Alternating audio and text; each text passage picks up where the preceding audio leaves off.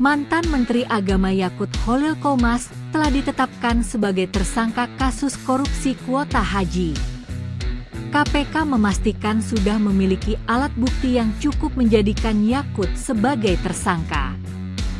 Jubir KPK Budi Prasetyo mulanya menjelaskan bahwa kerugian negara dalam korupsi kuota haji masih dihitung.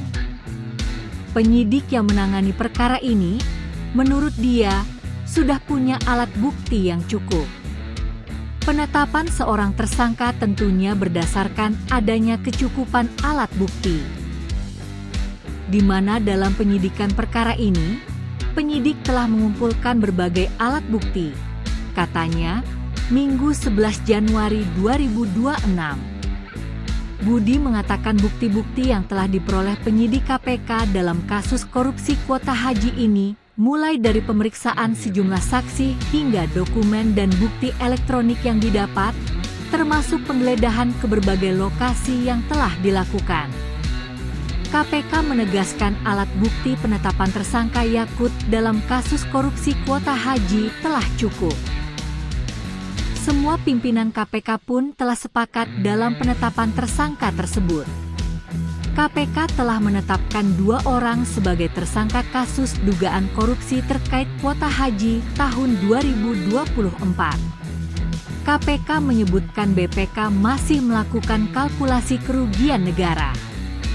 Kedua tersangka dalam kasus ini ialah mantan Menteri Agama Yakut Holil Qomas, Yeki C, dan mantan staf susnya, Isfah Abidal Aziz, IAA, alias Gus Alex. Keduanya belum ditahan. Konfirmat KPK telah menetapkan 2 orang sebagai tersangka. Yang pertama saudara Yeceki selaku ex-menteri agama, dan yang kedua saudara IAA selaku staf sus Menteri Agama pada saat itu, ujarnya. KPK sebelumnya pernah menyatakan perhitungan awal yang dilakukan menunjukkan dugaan kerugian dalam kasus ini sekitar 1 triliun rupiah. Pada Rabu 7 Januari 2026, KPK menyebutkan BPK sepakat kerugian negara dalam kasus ini bisa dihitung.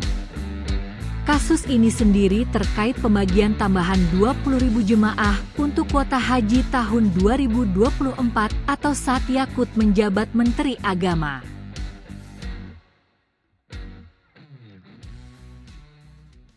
Download Tribun X sekarang, menghadirkan lokal menjadi Indonesia.